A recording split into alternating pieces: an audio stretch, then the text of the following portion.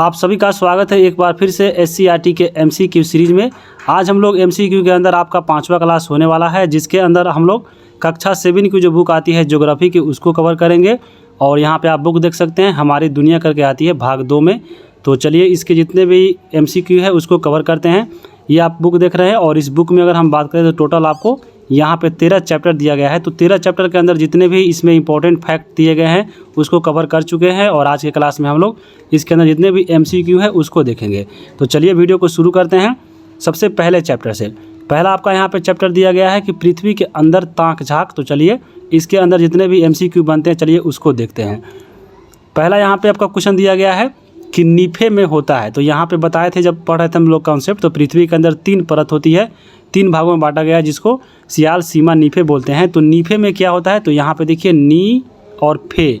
तो यहाँ पे निकेल और फेरस होता है। तो फेरस को ही बोलते हैं हम लोग लोहा। तो यहाँ पे ऑप्शन नंबर जो है ग यहाँ पे आपका लोहा हो जाएगा, यानी लोहा को ही बोलते हैं फेरस। तो यहाँ पे याद रखिएगा, आपका 1 का ग आंसर हो जाएगा। आगे चलेंगे 2 नंबर सवाल। 2 नंबर यहाँ पे सवाल है कि भूपर्पट्टी के ऊपरी हिस्सा कहलाता है। तो भूपर्पट्टी के जो सबसे ऊपरी हिस्सा है उसको हम लोग बोलते हैं सियाल, और इसी को क्रस्ट बोलते हैं। तो यहाँ पे सियाल भरिए या क्रस्ट अगर यहाँ पे दिया है तो वो भी इसका आंसर होता है। तो यहाँ पे 2 का क्या हो जाएगा, क हो जाएगा। आगे चलेंगे 3 नंबर सवाल है कि क्रोड है। तो क्रोड जो होएगा हम बात करें तो यहाँ पे पृथ्वी की जो 3 परत होती है आपका सियाल, सीमा, नीफे। तो यहाँ पे जो क्रोड होता है वो सबसे निचली परत होती है, और इसी के अंदर ये द्रव अवस्था में पाया जाता है। तो यहाँ पे ये क्रोड जो है सबसे निचली परत होती है। तो यहाँ पे आपका 3 का ख हो जाएगा। आगे चलेंगे यहाँ पे 2 नंबर में खाली स्थान भरना है। यहाँ पे कि भूपर्पट्टी की खाली स्थान भी कहते हैं। तो भूपर्पट्टी होती है सबसे ऊपरी सतह, तो इसको आप लोग सियाल बोल सकते हैं, या आपको सियाल नहीं तो आपको यहाँ पे क्रस्ट भी भर सकते हैं। तो सियाल भरिए या क्रस्ट भरिए, ये दोनों आपका यहाँ पे आंसर हो जाएगा। आगे देखेंगे हम लोग 2 नंबर सवाल है कि पृथ्वी के अंदर प्रति मीटर की गहराई पे जाने पे 1 डिग्री सेल्सियस तापमान बढ़ता है। तो यहाँ पे पृथ्वी के अंदर अगर आप 32 मीटर अंदर जाते हैं तो वहाँ पे आपको 1 डिग्री सेल्सियस तापमान देखने को मिलता है बढ़ते हुए। तो ये आपको दिया गया है। तो यहाँ पे आप 32 मीटर इसका आंसर हो जाएगा। उसके बाद 3 नंबर यहाँ पे है कि पृथ्वी के बीच की परत को खाली स्थान कहा जाता है। तो पृथ्वी की जो बीच वाली परत होती है उसको क्या बोलते हैं, तो आपको बताया है कि सियाल, सीमा, नीफे। तो बीच में आ रहा है आपका सीमा, तो यहाँ पे आप सीमा भर दीजिए। तो यहाँ पे आपका सीमा इसका राइट आंसर हो जाएगा। आगे चलेंगे हम लोग। आगे यहाँ पे देखिए दिया है मिलान करने के लिए। तो सबसे पहले यहाँ पे देखिए आपका पहला नंबर है कि भूपर्पट्टी। तो भूपर्पट्टी जो होता है पृथ्वी की सबसे ऊपरी सतह होती है, आपको मालूम होगा, और इसी को बोलते हैं हम लोग सियाल। तो यहाँ पे अगर आपके बुक में देखिए यहाँ पे आपको दिया गया है कि पदार्थ की गाढ़ी अवस्था, तो ये आपको तो नीफे हो जाएगा। सिया यहाँ पे देखिए SIAL यहाँ पे सियाल दिया है, तो आपको भूपर्पट्टी से सियाल मिला सकते हैं। तो ये भी आपका हो जाएगा। सीमा की बात करें, देखिए यहाँ पे सीमा आ रहा है, यानी आपको SIMA। तो यहाँ पे से सिलिकॉन और M से यहाँ पे मैग्नीशियम होता है, यानी होता है Mg से, लेकिन Ma से मैग्नीशियम। तो यहाँ पे सीमा में क्या पर हो जाएगा, तो यहाँ पे C और यहाँ पे मा, तो सीमा हो गया। उसके बाद देखिए सियाल। तो सियाल जो होता है वह भूपर्पट्टी की सबसे ऊपरी परत होता है, और यहाँ भूपर्पट्टी इसको कहते हैं। और सियाल में जो होता है इसी के अंदर आपको खनिज पदार्थ पाए जाते हैं। तो यहाँ पे आपको खनिज से मिला देना है।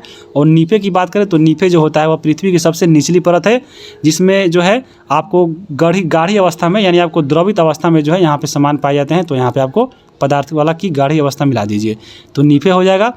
अब हम आगे चलेंगे। 2 नंबर चैप्टर है चट्टान और खनिज। तो चट्टान और खनिज से देखिए कौन कौन से आपके यहाँ पे पॉइंट दिया गया, चलिए उसको कवर करते हैं। तो पहला नंबर यहाँ पे आपको सवाल दिख रहा होगा।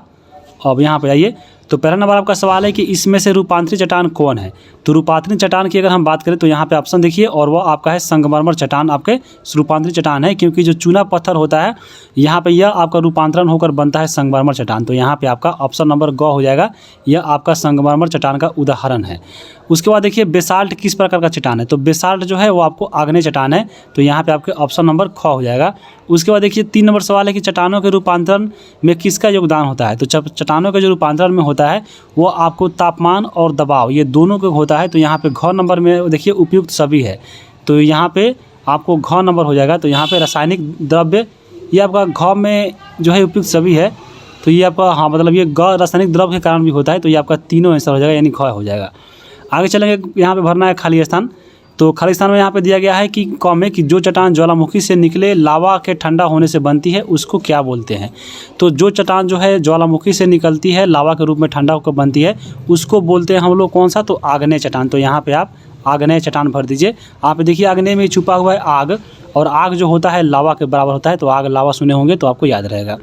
उसके बाद देखिए जिन चट्टानों से परत पाई जाती है उसे क्या बोलते हैं, तो जिन चट्टानों में परत पाई जाती है उसको या तो परतदार बोलते हैं या इसी का एक अलग नाम है अवसादी चट्टान। तो यहाँ पे परतदार लिख दीजिए या आपको अवसादी भर दीजिए, इस बात दोनों हो जाएगा, क्योंकि जो अवसादी चट्टान होता है वह परत दर परत आपको मिलने से बनता है अवसादी चट्टान। तो यहाँ पे अवसादी या परतदार भर सकते हैं किसमें, तो ख में।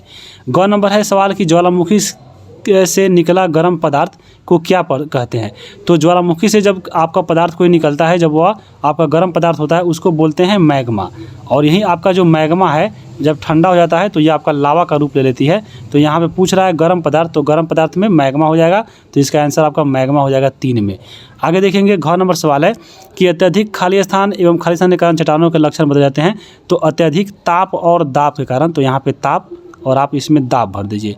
ताप और दाब के कारण जो है आपके चट्टानों के लक्षण बदल जाते हैं। उसी प्रकार अगला यहाँ पे देखिए, अगला सवाल है कि मिलान करने के लिए है। तो यहाँ पे देखिए पहला है सेंधा नमक। सेंधा नमक को अगर मिलाइएगा तो यहाँ पे आपको जब से देखिए बताए हैं कि आपको क्या कीजिए कि आप सबसे पढ़ लीजिए सबसे पहले, और इसमें जो सबसे पहले इजी है उसको मिलाइए। तो जैसे अगर हम बात करें तो देखिए सबसे पहला आपका हम इसमें जानते हैं ग्रेनाइट पर्वत को। तो ग्रेनाइट पर्वत क्या है, आपके आग्नेय चट्टान है, तो आपको आग्नेय हो जाएगा। सेंधा नमक की बात करें, देखिए सेंधा जो है अवसादी चट्टान है, क्योंकि ये समुद्र के किनारे जितने भी अगर आते हैं अवक्षेप या आपको अवसाद आते हैं जो परत दर परत बनकर जमा होते हैं और बनते हैं, तो वो आपको सेंधा नमक हो गया अवसादी चट्टान का उदाहरण। तो यहाँ पे ख से मिला दीजिए। और संगमरमर आपके रूपांतरित चट्टान है, आपको ऊपर देख ही चुके हैं, जो आपके चूना पत्थर के रूपांतरण से बनता है। आगे हम देखेंगे अब आंतरिक बल एवं उसके बनने वाली भू आकृतियों को, और यहाँ से जितने भी आपके क्वेश्चन है चलिए उसको देखते हैं। तो पहला नंबर यहाँ पे आपका सवाल है कि छोटा नागपुर क्या है। तो छोटा जो नागपुर है आपका एक पठार है, तो ऑप्शन यहाँ पे क हो जाएगा। 2 नंबर सवाल है कि भू सतह पर भूकंप के केंद्र से ऊपर स्थित स्थान को क्या बोलते हैं। तो जब भूकंप आता है पृथ्वी के यानी जो नीचे आता है, ये धरातल के नीचे, यहाँ पे आपका जो केंद्र होता है, लेकिन जैसे जैसे ऊपर आता है यहाँ पे, तो ये वाला आपका एरिया पूछ रहा है और उसे हम लोग बोलते हैं अधिक केंद्र। तो यहाँ पे ऑप्शन नंबर क्या हो जाएगा, ख हो जाएगा। आगे चलेंगे 3 नंबर सवाल है कि भारत को कितने भूकंप तीव्रता क्षेत्र में बांटा गया है। तो भारत को 4 भूकंप तीव्रता वाले क्षेत्र में बांटा गया है, तो ऑप्शन नंबर यहाँ पे ख हो जाएगा। सतपुरा पहाड़ का उदाहरण बताया है कि सतपुरा जो पहाड़ी है वो आपको भ्रंशोत पर्वत यानी ब्लॉक माउंटेन का उदाहरण है, तो आपको ऑप्शन नंबर यहाँ पे क्या हो जाएगा, ख हो जाएगा। अब यहाँ पे देखिए दिया है मिलान करने के लिए, सबसे पहला है हिमालय। तो हिमालय की अगर हम बात करें तो हिमालय किस प्रकार का पठार है, तो आपका ये वलित पर्वत है यानी मोरदार पर्वत है, तो आपको ऐसे मिला दीजिए। फ्यूजियामा की बात करें तो ये पड़ता है जापान में, और फ्यूजियामा की बात करें तो ये सनचैन पर्वत है, तो आपको दोस्त के यहाँ पे कम मिला दीजिए। अरावली की बात करें तो अरावली जो है अवशिष्ट पर्वत का उदाहरण है, तो आपको यहाँ पे घ से मिला दीजिए। और दक्कन की बात करें तो दक्कन की बात करें तो लावा निर्मित पठार है, तो इसको यहाँ पे लावा निर्मित में यानी आपको मिला दीजिए ग से। आगे हम देखेंगे अध्याय 4। अध्याय 4 में आपका जो पुस्तक जो चैप्टर है वायुमंडल और इसका संगठन। तो चलिए इससे जो क्वेश्चन बनते हैं उसको देखते हैं। पहला नंबर आपका यहाँ पे सवाल है कि पृथ्वी की सतह से ऊपर की ओर जाने पे सांस लेने में कठिन होता है, क्योंकि पृथ्वी से जैसे जैसे आप ऊपर अगर जाते हैं तो यहाँ पे वातावरण में क्या होता है कि ऑक्सीजन की मात्रा में कमी आती है, जो सांस लेने में दिक्कत होता है। तो यहाँ पे देख लीजिए ऑक्सीजन की मात्रा में कमी कौन वाला ऑप्शन है, तो यहाँ पे आप क्या है, ऑप्शन नंबर जो घ है इसमें दिया गया है कि वातावरण में ऑक्सीजन की मात्रा कम होती है, तो यहाँ पे घ हो जाएगा।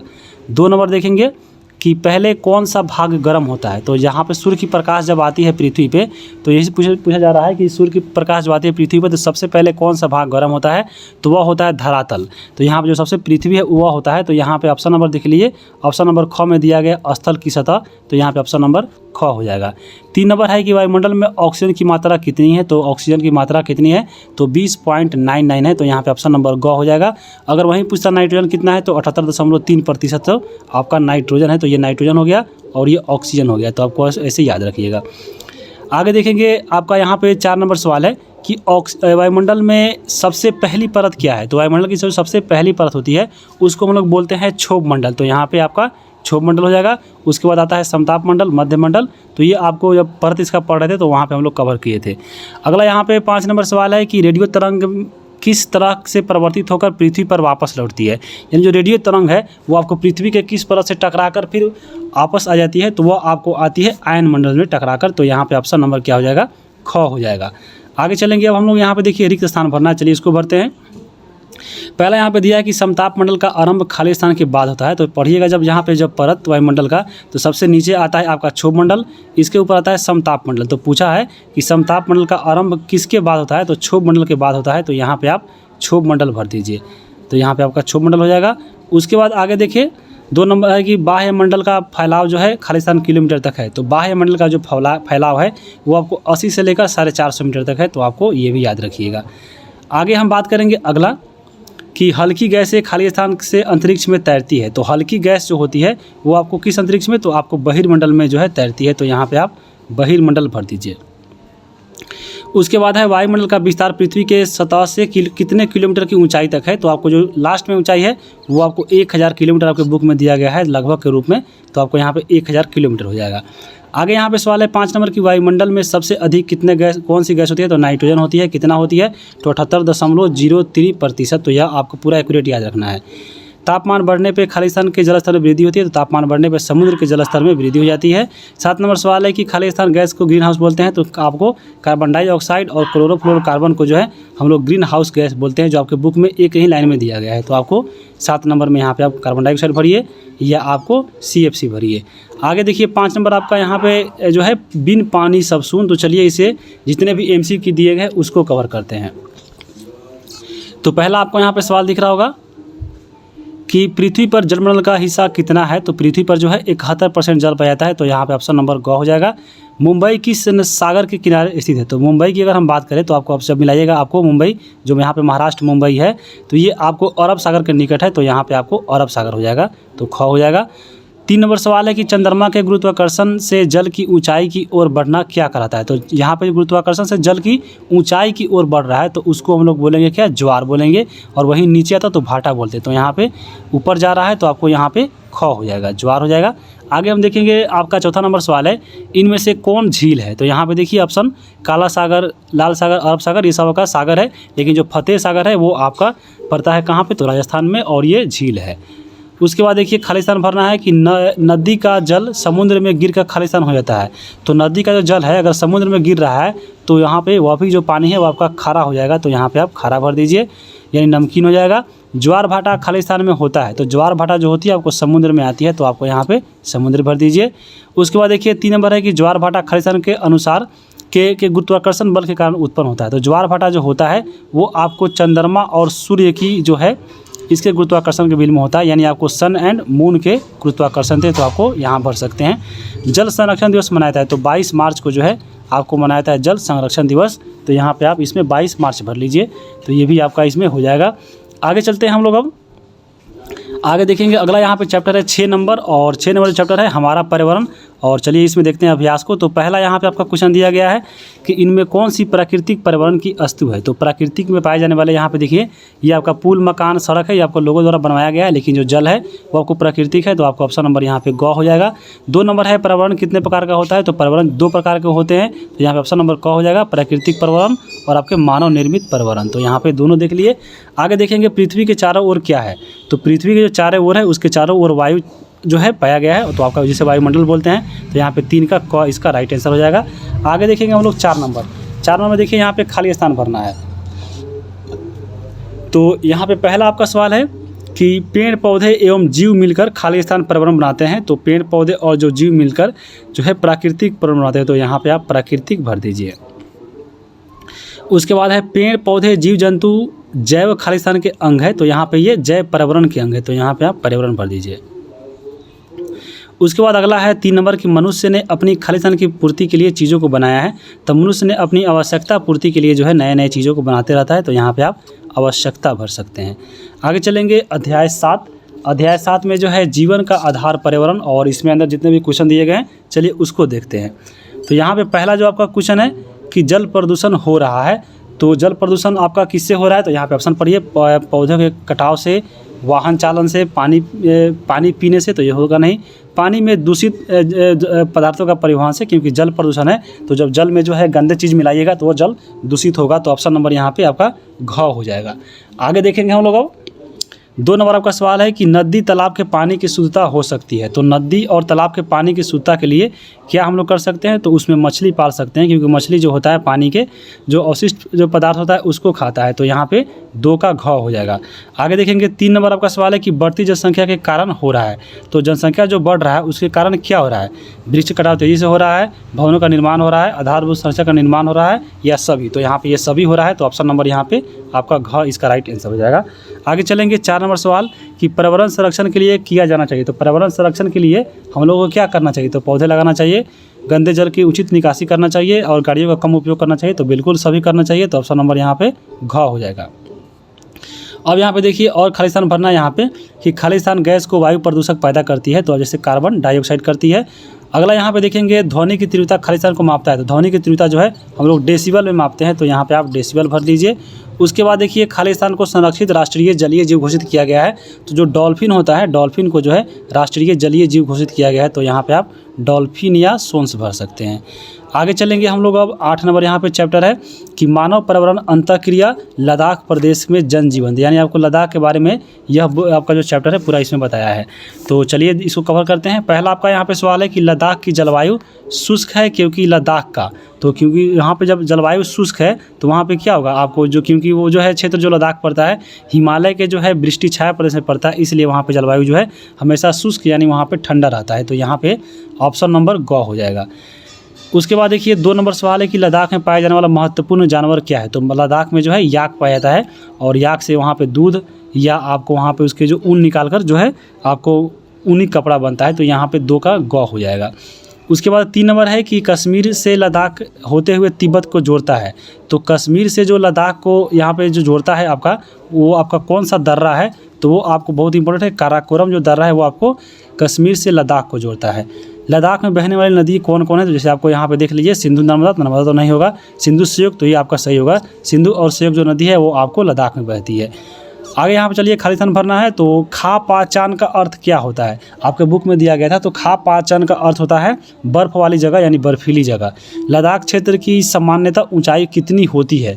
तो लद्दाख क्षेत्र की सामान्य जो आपके बुक में दिया गया है वो 3600 मीटर दिया गया है, तो आप 3600 मीटर भर लीजिए। अच्छे किस्म का जीरा जो है किस घाटी में पाया जाता है? तो अच्छे किस्म का जो जीरा है वो आपको द्रास घाटी में पाया जाता है, तो द्रास यहाँ भर लीजिए। काराकोरम दर्रा कश्मीर को भी बताएं कहाँ थे, तो आपको तिब्बत तक जोड़ता है, तो यहाँ पे आप तिब्बत भर लीजिए। उसके बाद देखिए बड़े मठों को खालिस्तान कहते हैं, तो वहाँ पे जो है गम्पा बोला जाता है, गोम्पा, तो यहाँ पे आप गोम्पा भर लीजिए कि बड़े मठों को वहाँ पे जो है गोम्पा हम लोग बोलते हैं। कहाँ पे? तो लद्दाख में, तो यहाँ पे 5 का गोम्पा हो जाएगा। आगे चलेंगे। अगला आपका देखिए 9 नंबर है कि इसमें पढ़ना है कि मानव पर्यावरण अंतःक्रिया थार प्रदेश, यानी आपको थार प्रदेश यानी मरुस्थल प्रदेशों के बारे में जो है यह चैप्टर में पढ़ना है। तो चलिए इसके अंदर जितने भी MCQ हैं उसको देखते हैं। पहला आपका यहाँ पे सवाल है कि थार का जो रेगिस्तान है फैला है। तो थार का जो रेगिस्तान है वो आपको कहाँ से लेकर कहाँ फैला है ये बताना है, और आपको ऑप्शन देखिए और बताइए। तो ये आपका जो थार का प्रदेश है वो आपको गुजरात और राजस्थान में पड़ता है, तो यहाँ पे 1 का ख हो जाएगा। 2 नंबर सवाल है कि साफा कहते हैं। तो साफा क्या बोलते हैं थार प्रदेशों में? तो साफा जो होता है वो आपको सिर में बांधने वाला एक पगड़ी होता है, तो यहाँ पे ऑप्शन नंबर ग में देखिए सिर में पारने वाला पगड़ी है, तो यहाँ पे 2 का ग हो जाएगा। 3 नंबर है कि थार प्रदेश में पाए जाने वाले खनिज कौन कौन से है? तो थार प्रदेश में कौन कौन से खनिज पाए जाते हैं? तो आपको पाए जाते हैं संगमरमर और यहाँ पे आपके जिप्सम, तो यहाँ पे 3 का ग हो जाएगा, तो याद रखिएगा। नखलिस्तान क्या है? तो नखलिस्तान वो क्षेत्र होता है जो रेगिस्तान में आपको जल वाला क्षेत्र होता है जहाँ पे हरियाली पाया जाता है, तो यहाँ पे 2 नंबर देखिए रेगिस्तान में हरियाली और जल वाला क्षेत्र, तो यहाँ पे आपका 4 का ग हो जाएगा। 5 नंबर देखिए खालिस्तान यहाँ पे भरना है, तो चलिए इसको खालिस्तान को भी हम लोग यहाँ पे भरते हैं। तो पहला नंबर यहाँ पे सवाल है कि भारत के पश्चिमी भाग में खालिस्तान का रेगिस्तान है, तो बताए हैं कि भारत के किस भाग में? तो आपको भारत के जो पश्चिमी भाग में पाया जाता है वो थार प्रदेश है, तो यहाँ पे आप थार भर दीजिए। उसके बाद देखिए रेगिस्तान का जहाज बोलते हैं, तो किसको बोलते हैं? तो ऊँट को बोलते हैं, तो यहाँ पे ऊँट भर दीजिए। 3 नंबर सवाल है कि राजस्थान नगर जो है खालिस्तान नदी बनाया गया है, तो ये आपका जो राजस्थान नहर है वह सतलज नदी बनाया गया है, और इसी को हम लोग इंदिरा गांधी नहर भी बोलते हैं, तो यहाँ पे सतलज नदी हो जाएगा। थार रेगिस्तान का मुख्य शहर क्या है? तो बुक पढ़िएगा तो उसमें 3-4 नहर दिया गया था, जो नगर दिया गया जैसे बाड़मेर हो गया, बीकानेर हो गया, तो यहाँ पे आप बीकानेर या बाड़मेर भी भर सकते हैं, जो पाकिस्तानी इलाका मतलब जो पाकिस्तान के एरिया वाला था। आगे हम बात करेंगे अब अगला आपका इसमें पढ़ना है पर्यावरण अंतःक्रिया अपना प्रदेश बिहार के बारे में, तो बहुत इंपॉर्टेंट है क्योंकि बिहार वाला एग्जाम है, तो इसमें आपका क्वेश्चन पूछने का चांस है। तो चलिए इसको देखते हैं। पहला यहाँ पे सवाल आप देख रहे होंगे और यह सवाल है कि बिहार के पूरब में स्थित है।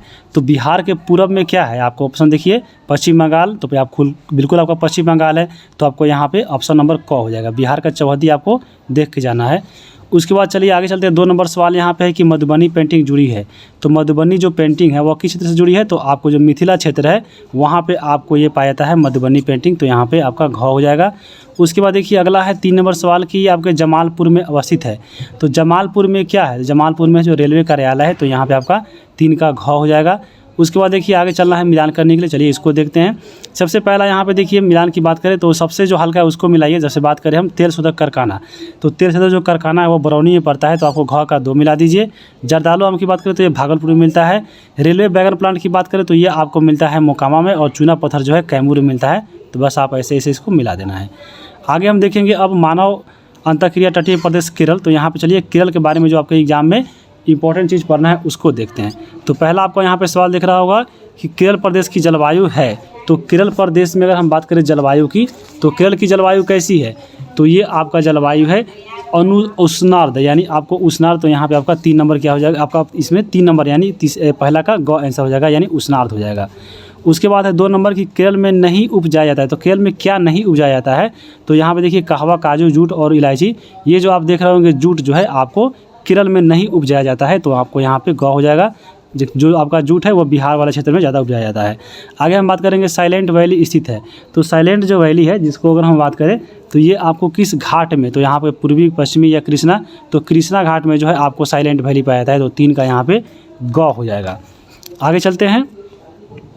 3 का यहाँ पे 3 का आपको यहाँ पे ख हो जाएगा, जो पश्चिमी घाट में पाया जाता है, क्योंकि जो है साइलेंट वैली है आपको याद रखिएगा पश्चिमी घाट में पाया जाता है, न कि कृष्णा घाट में। तो यहाँ पे 3 का क्या हो जाएगा, ख इसका राइट आंसर हो जाएगा। आगे चलेंगे। 4 नंबर आपका सवाल है कि सबरीमाला क्या है। तो सबरीमाला जो आपका मंदिर है वो एक तीर्थ स्थान है, तो यहाँ पे 1 का 4 का क हो जाएगा।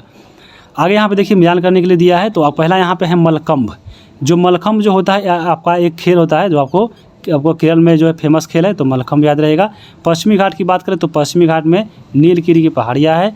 करेली मसाज की बात करें तो करेली एक प्रकार का मसाज है जो आपको एक प्रकार की चिकित्सा पद्धति भी कही जाती है, तो आपको ख हो जाएगा।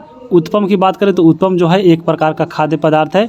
उसके बाद देखिए मलयालम की बात करें तो यह आपको केरल की भाषा है, तो आपको मलयालम हो जाएगा।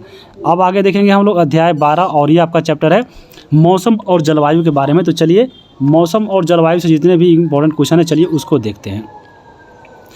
पहला यहाँ पे आपका सवाल है कि वर्ष भर एक ही दिशा में बहने वाली पवन को क्या कहते हैं, तो उसको स्थानीय पवन बोलते हैं। तो 1 का क हो जाएगा।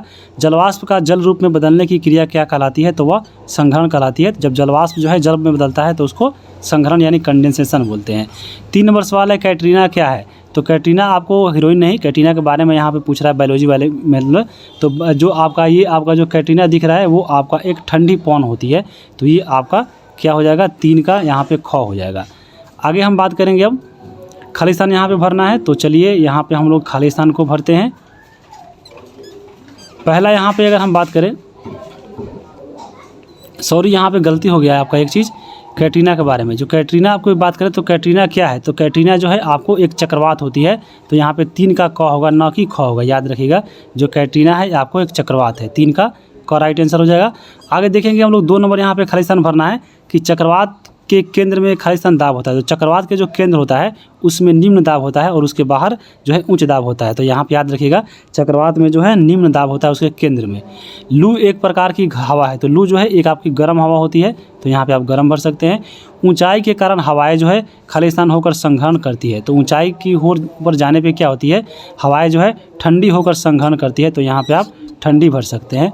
उसके बाद आगे सवाल है आपका 4 नंबर कि विषुवत रेखीय क्षेत्रों में खालिस्तान वर्षा होती है। तो विषुवत रेखीय की अगर हम बात करें तो वहाँ पे संवहनीय वर्षा होती है, तो यहाँ पे आप संवहनीय भर सकते हैं। आगे हम चलेंगे अब 13 नंबर चैप्टर है और ये आखिरी चैप्टर है। और इसमें देखिए पहला नंबर आपका सवाल है कि दैनिक तापमान खालिस्तान में मापते हैं। तो जी आपको डिग्री सेल्सियस में मापते हैं। शरीर का तापमान मापने के लिए फ़ारेनहाइट का उपयोग करते हैं। और वायु दिशा जो है दर्शक के तीर का जो पहुँच होता है वो वायु जो है हवा की दिशा की ओर होता है। और वर्षा की जो मात्रा है तो किससे मापते हैं, तो वो रेन गेज से मापते हैं।